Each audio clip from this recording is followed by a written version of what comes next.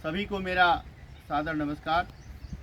साथियों, जैसा कि आपको मालूम है, इस प्राकृतिक खेती और इस जीवामृत बनाने के संबंध में तमाम वीडियो हमारे YouTube चैनल पर मौजूद हैं।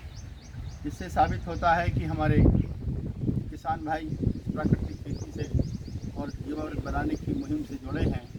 सबसे पहले मैं अपने उन सभी किसान भाइयों का हृदय से धन्यवाद देता हूं। आज मैं अपनी ये वीडियो उन सभी किसान भाइयों के लिए बना रहा हूं जिनके गांव के पास कोई जंगल नहीं है, या उनके गांव में कोई बरगद का पेड़, पीपल का पेड़ या पाकड़ का पेड़ नहीं है, या किसी वजह से वो जीवामृत बनाने के लिए सूक्ष्म जीवाणु युक्त मिट्टी को नहीं ला पाए हैं और वो जीवामृत बनाने से वंचित हैं। ये वीडियो उन्हीं सभी किसान भाइयों के लिए समर्पित है। साथियों, जब हमारे पास सूक्ष्म जीवाणु की मिट्टी नहीं है तो हमें जीवामृत किस तरह से बनाना है, उसके लिए मैं आपको बता दूं कि आपको अपने गांव के करीब किसी गांव से या गांव के दूर कोई भी और दूसरा गांव किसी ब्लॉक में हो, तहसील में हो, या आपके ज़िले के किसी गांव से जो किसान भाई हमारे जीवामृत को बना रहे हैं, उनसे आप जीवामृत ले आएँ, यानी कि जीवाणु संवर्धन कल्चर को ले आएँ। और उसमें इस बात का ध्यान रखें कि जब आप अपने किसी किसान भाई से जीवामृत घोल को लेकर आएँ तो उस घोल की पहचान कर लें। और उसकी पहचान ये है कि जो ड्रम उन्होंने बनाया है वो इस तरह का ड्रम होगा, और वो जो जीवामृत घोल है उसका रंग मौसमी या संतरे के जूस के रंग के आकार का होगा। उसमें से दुर्गंध आ रही होगी, हाथ लगाने से देखेंगे तो ठंडा महसूस होगा, कुछ गाढ़ा होगा और चिपचिपापन होगा। जहां आपको जिस किसान भाई के पास ऐसा जीवामृत मिले उसी को आप लेकर आएँ, और आपको जीवामृत बनाने के लिए 10 लीटर या 15 लीटर जीवामृत कल्चर काफ़ी होगा।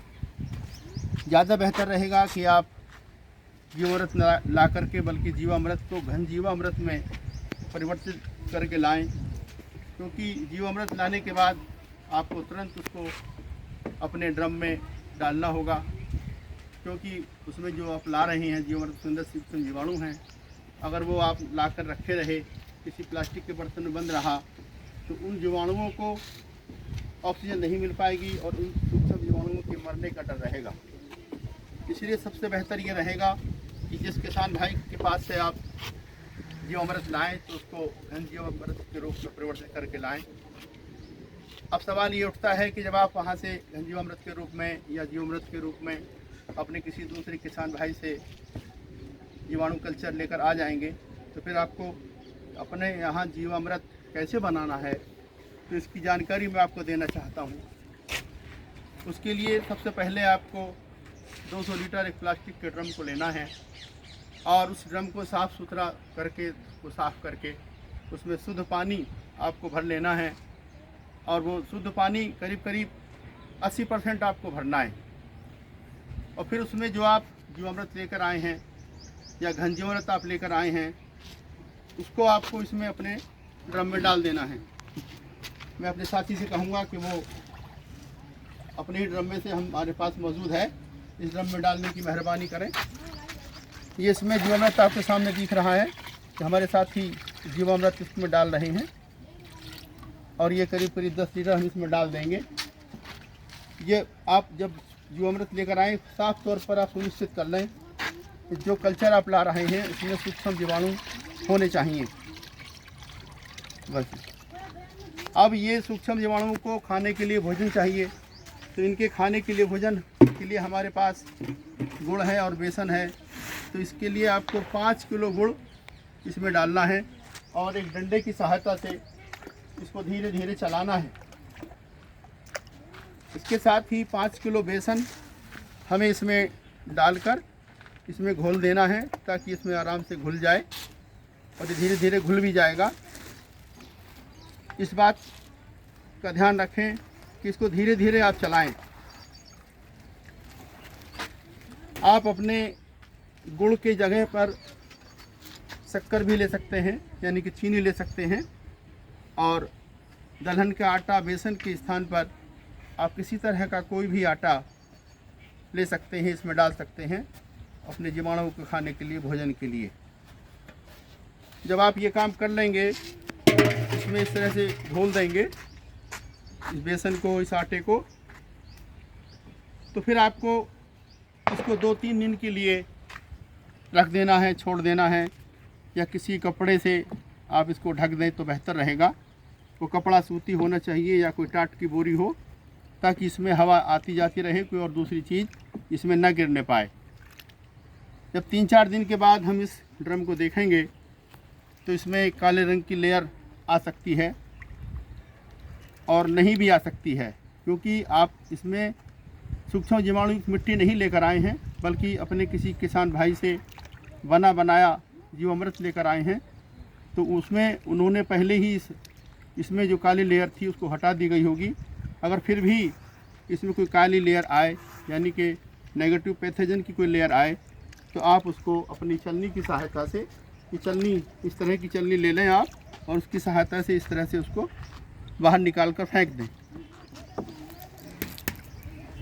जब इतना काम आप कर लें, फिर उसके बाद 15 दिन के बाद इसमें आप 3 किलो चीनी या गुड़ और 3 किलो दलहन का आटा, बेसन या कोई और भी आटा, फिर इन जीवाणुओं के भोजन के लिए, इनके खाने के लिए इसमें आप पुनः डाल दें।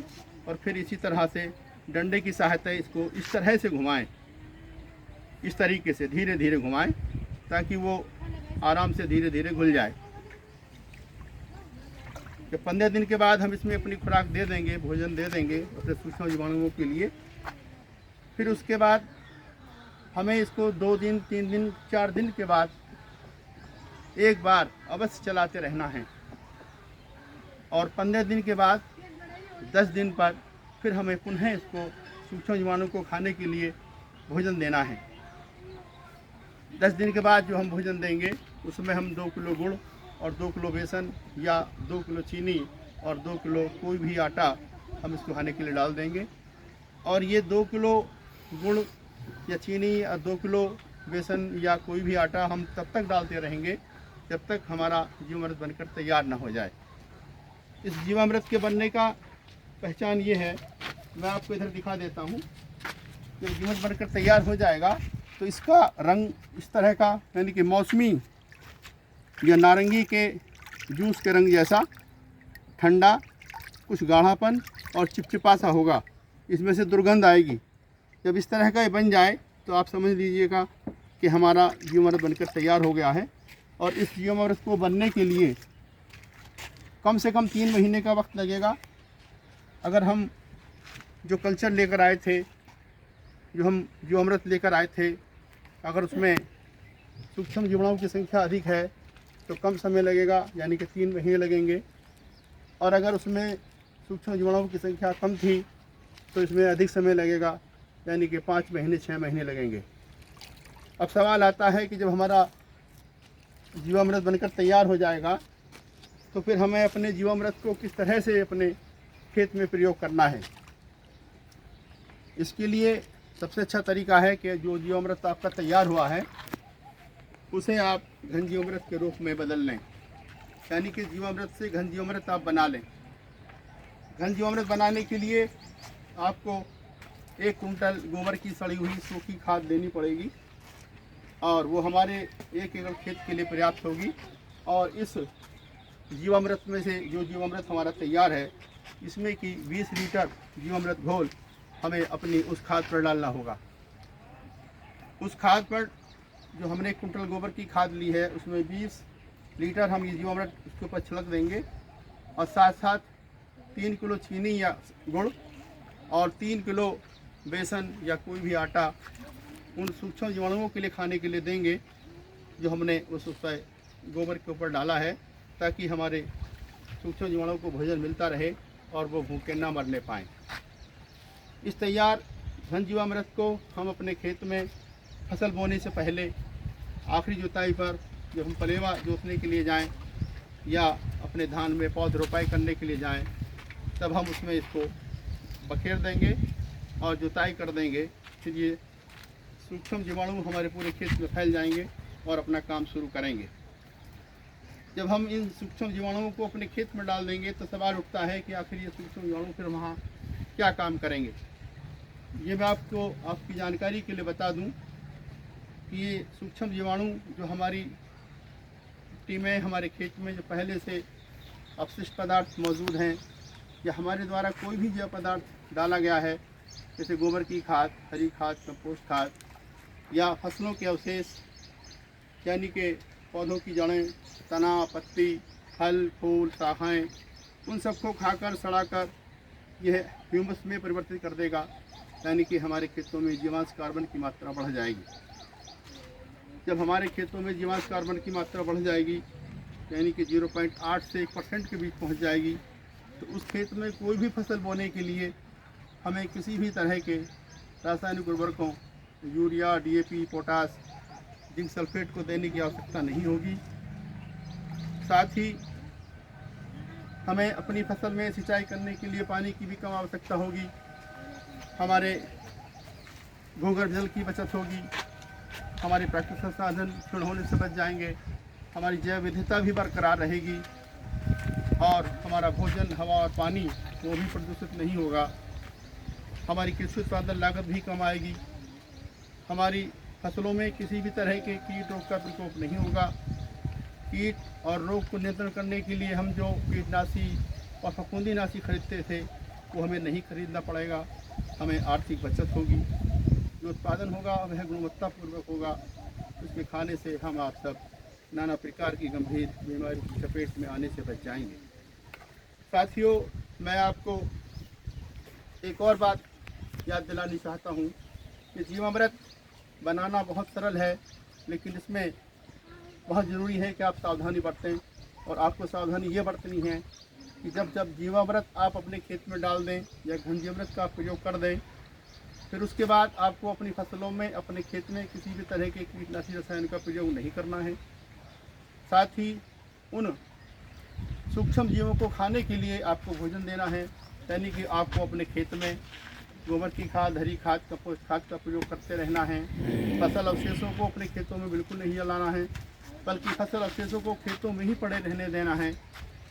इसके साथ साथ हमें अगर बेहतर हो अपने खेत के निचले हिस्से में छोटे छोटे तालाब बना लें और अपनी मिट्टी के अनुसार, अपने परिवार की आवश्यकताओं के अनुसार, अपने पर्यावरण को ध्यान में रखते हुए अपने खेतों में फसल चक्र अपनाकर परंपरागत तरीके से, प्राकृतिक तरीके से खेती करें।